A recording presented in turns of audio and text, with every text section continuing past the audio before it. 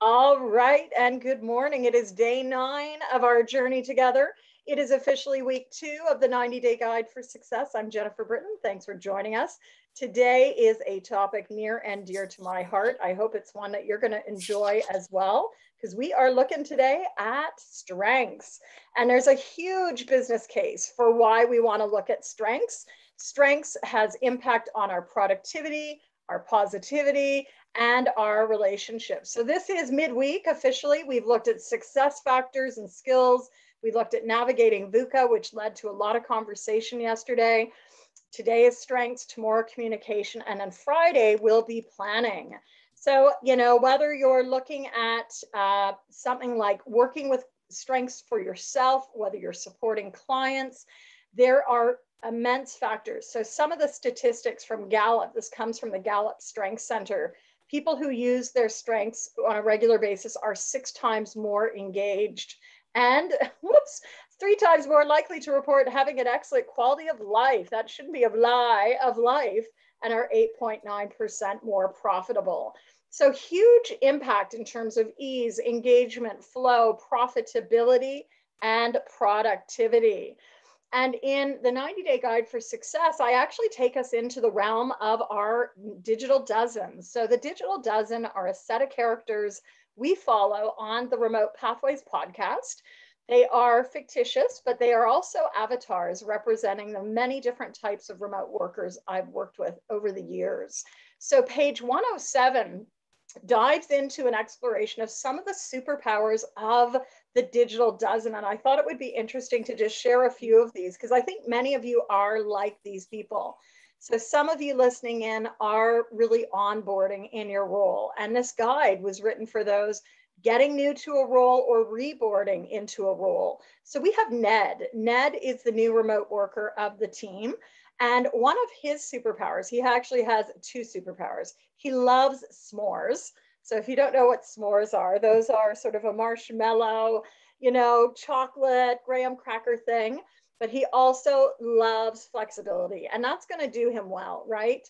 He is the new kid on the block, and being able to have that flexibility is critical. Malcolm, who's our second one in from the left, is a mentor, and he's often known as the sage of the team. His superpower is all about learning and teaching. Serge, who is a serial entrepreneur, and Serge, let's see, where is Serge today? Serge is under the letter E, as you look at superpowers on E. And he is our serial entrepreneur. His super strength is persistence. And of course, if you've met Serge in my writing, he has built business after business. He builds and sells, and he really is like many of the startups we're seeing these days, which get built and like literally get consumed.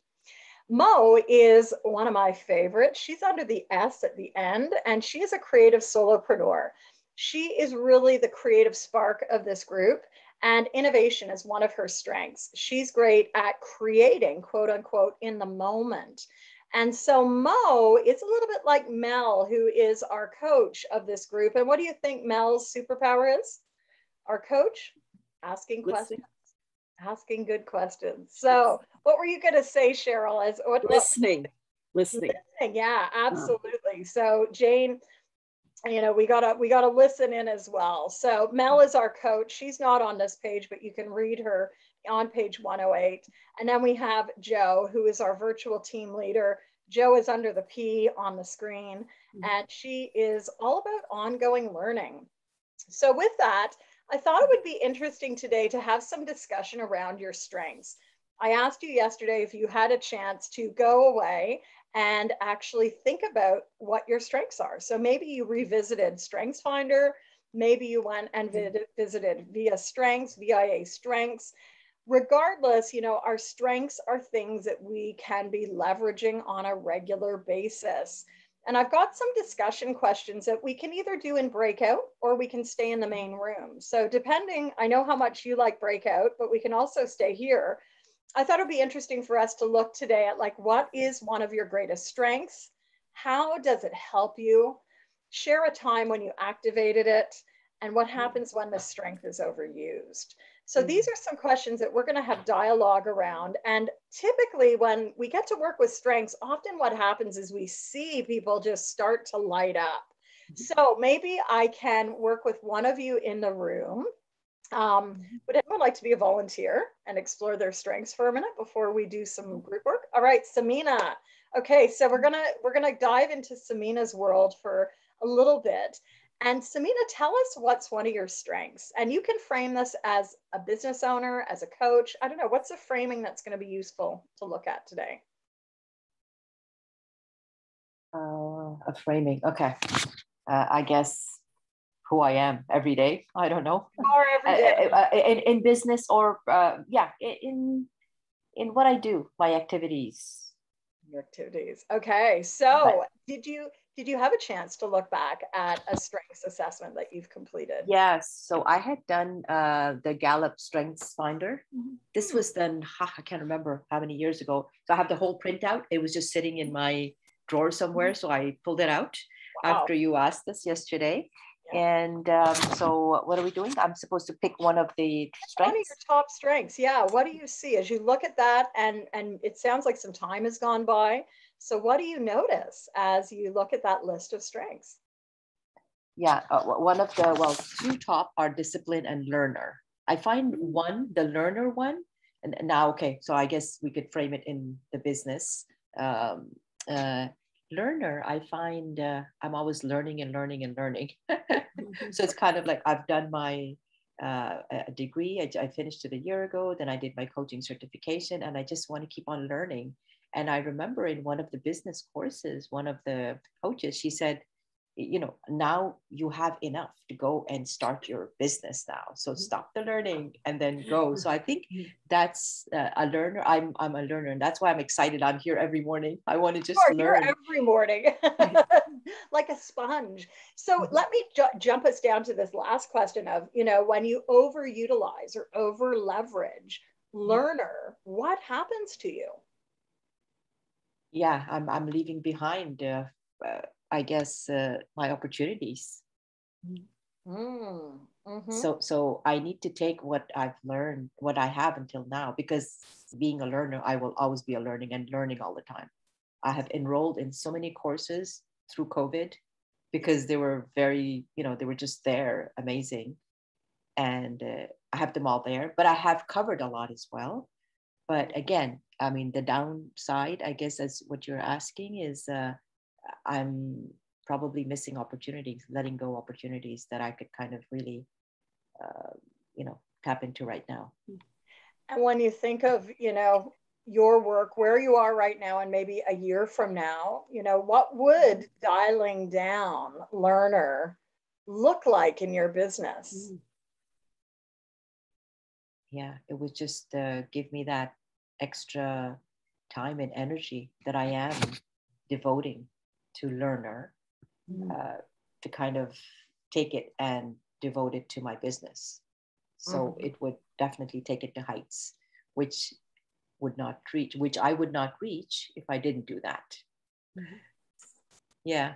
What is that to be able to say that and share that this morning? What does that feel like for you right now?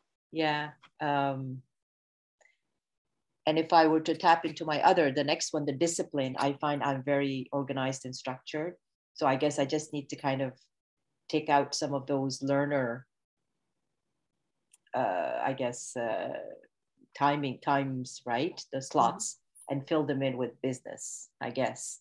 And yeah, I mean, I have heard it and I've thought about it before, but yeah, I will have to do that if I do want my business to flourish and move forward.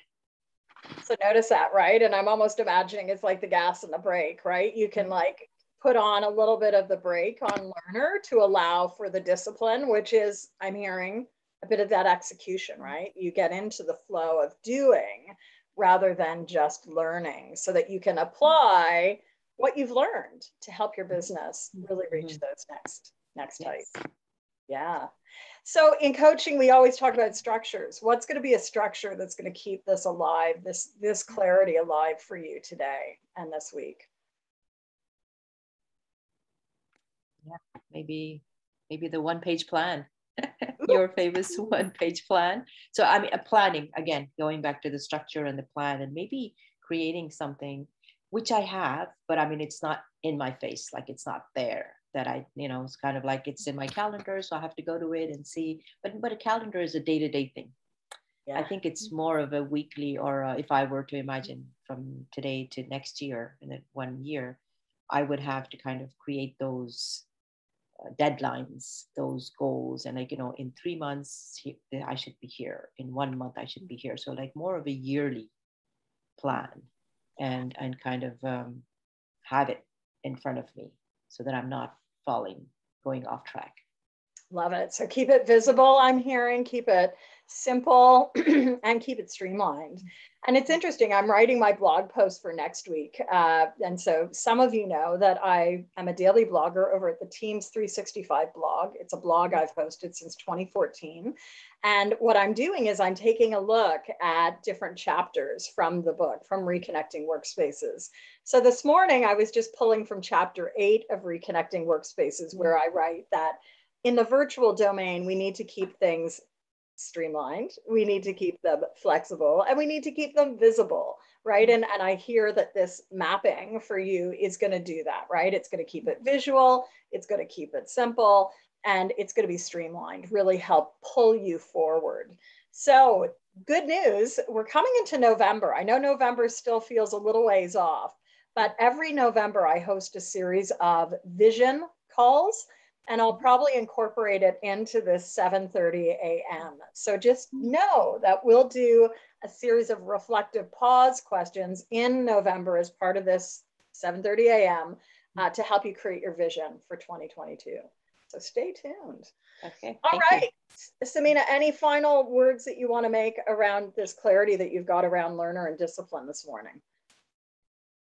I think after this call, I better get to it before it goes. Yeah. The day is yours, right? It's 7:30, so you've got the better part of the day. Thank you for sharing that with us, and I want to open it up to the rest of the group just to see, what new insights did you glean from listening in to that micro coaching? What new insights did you glean as you listened in? And Tiff, hopefully you heard part of that conversation as well. So this can go out to you as well. What are people noticing? I guess, Jennifer, one thing I noticed, because I have a love of learning that I share, I guess, with you and with Samina. And it's about the fact that one, love of learning, but for what purpose? Because you can become simply immersed in the act of learning, but never activate or apply that learning. So I'm tying it back sort of to servicing, to serve the client, and to make sure there's balance as well. Yeah, that real metaphor of the gas pedals really came up for me, Samina, as you were talking, right? And it can really be that balance, right? Like, when do you learn and when do you move into the discipline of, I heard execution, right? There's a doing aspect to what you shared with us. Yeah, thanks for sharing that, Cheryl. Anyone else? Nina, Marty, any other reflections you want to share?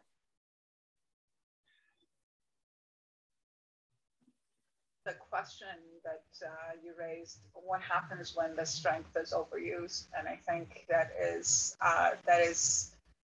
looking at, I'm a very strategic person, and to think like, when you over strategize, and that just sort of gave me a lot of food for thought that I need to go back and say, am I over strategizing? And especially when there's what the project requires like a level of complexity and different realms that you have to get into, and then bring it all together, and you're strategizing in this area and this area and this area, and just it's what happens when I over strategize.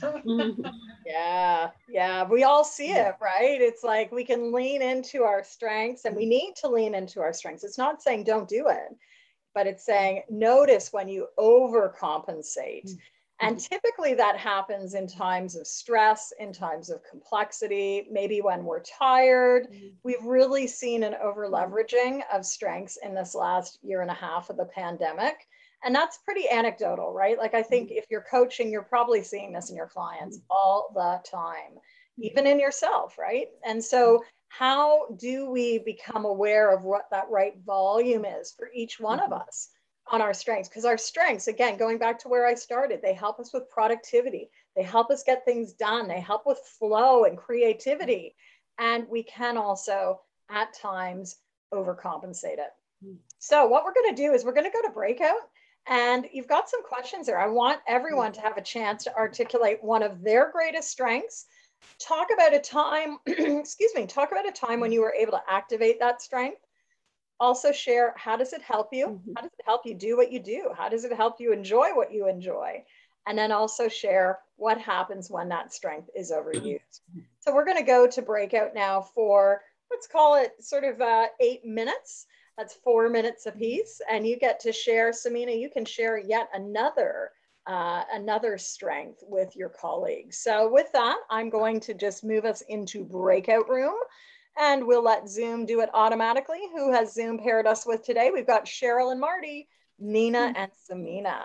And I'm going to open the rooms. We'll see you back here in 8 minutes. Enjoy your conversation. And Tiff, I'll stay here with you on Clubhouse. Thanks, darling. All right. So what are your strengths? My strengths. Okay, I love being creative. And it's creative and innovative. And how is that helping you right now in your work? It helps me connect with my audience, and it helps me have fun.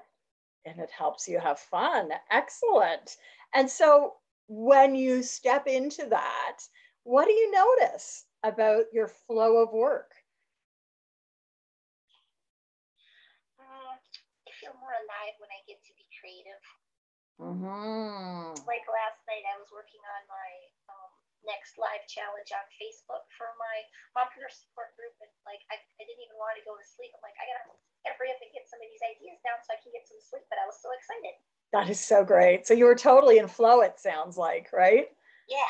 And so when you were able to bring that to your planning last night, what's available to you? That's a pretty big question. Like, what's available? That, like, you know, what's possible now? Well, I don't even know how to answer that. I love that question. Like, I wrote it down. I'm like, what's available to me? Well, I think once I use my creativity, then when that's done, then it's easier to strategize and reverse engineer. That makes sense. It makes a lot of sense. So strategize, reverse engineer. Where else could you be activating this in your work and your business right now? I'm laughing at myself. Usually try to laugh with myself. Well, you know, reaching out to people, prospecting, finding leads for coaching people. I'm really glad we're talking about this. It's like being creative and innovative, that's my thing. Someone once said that if they were on a deserted island, I was the person they wanted to have, because I would always find a way to figure it out and get us off the island and feed us and clothe us and do whatever. Totally. I'm like, oh my God, that's the nicest thing. And I'm thinking, that's why I really would like to use my creativity. And thank you for making me think of this, because I'm like, that would be really nice. It would be really nice. And given that it's one of your strengths, right, it is something that you can activate at any time. It's not like you have to go too far. You can really be intentional, back to the intentionality of all this work. You can be intentional and lead with that. So what would intentionality look like? Is it just simply, you know, I asked Samina what her structure was. She chose the one-page plan. How do you want to keep this alive for you today? Is it a Post-it note, or is it something else that's going to be visible around creativity and innovation? I think I like the idea of Post-it notes. I like putting up, like, I think maybe one of my challenges with creativity is my mind goes one way and the other way, and then I forget to come back to something. Yeah. So, because I'm scared that nobody will care about it. Maybe I make it a little too personal. And so I'm like, oh, thank you for this question. So I'm like, whoa, there's the fear, right?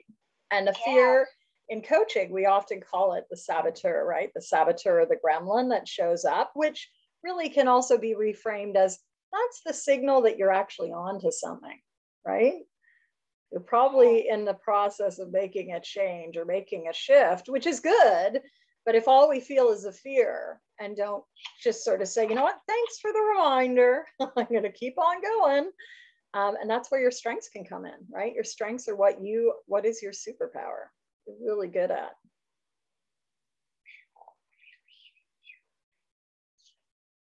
So what new insights have been activated here for you, Miss Tiffany? I think the insight is that I really love that you talk about strengths, because it's okay to connect your strength to something that you want to work on. Like, I don't even have to look at the fear about the prospecting as a weakness. How can I bring my strength into that to support what I want to do, instead of worrying about what I feel I can't do? I just think it's nice to think about. Thank you for reminding me, like, my strength is a superpower. Yes. It will sustain me, even though I'm afraid. Yeah. And maybe that's even when you have to lean into it more. You want to lean into it more, right? Yeah. Even notice the language shift, right? Is it a want to or a have to? So, love it. So you are an artist as well. So is there a little visual that you want to create right now around this strength and this conversation that we've just had? Yeah, I don't know what it's going to be, but thank you for that. Like, I'm going to sketch something out. Take a minute. I'm going to bring people back in 2 minutes. You got 2 minutes to like just sketch something on your page. Okay, I'm going to go for it. All right. Do it, Tiff. Do it. Seriously, how are you feeling? You didn't get sleep? Was it just one of those nights? How are things with? Yeah, I just don't know. I've just woken up with a terrible headache. I've been up for a few hours and just feel wiped. But I guess, I've sort of been burning it at both ends. So I guess that's all that's on the go. So I'm going to go to the pool after this and have a swim. Oh, I'm so glad. I love that you know how to care for yourself. Oh, yes, I do. You're wonderful. Well, thank you. Yeah, I'm happy that my pool, which is like my little favorite panacea, is back in my world. Thank goodness. So yeah, I got to do writing today as well because it's Wednesday, and always pre-pandemic, Wednesday was always my day to do writing. During the pandemic, it was like another full-on day of work. So at least, there's work, but there's at least I have 2 hours to write, which is nice. So thank you for asking. I'm just writing these questions down so that I also have a notebook of this whole process, because that's sort of cool. I'll share it on probably different social media. And I drew a flashlight. Ooh, I like that.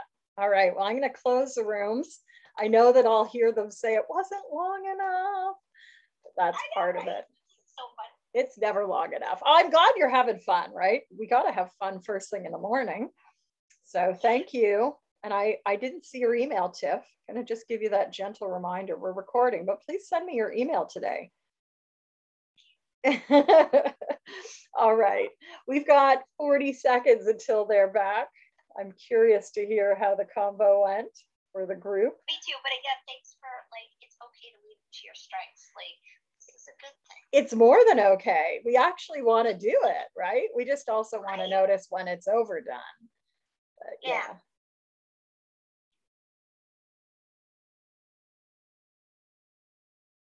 All right, 15 seconds.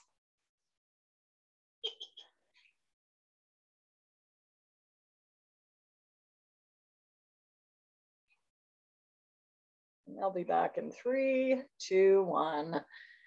All right, welcome back, everyone. I hope you enjoyed that.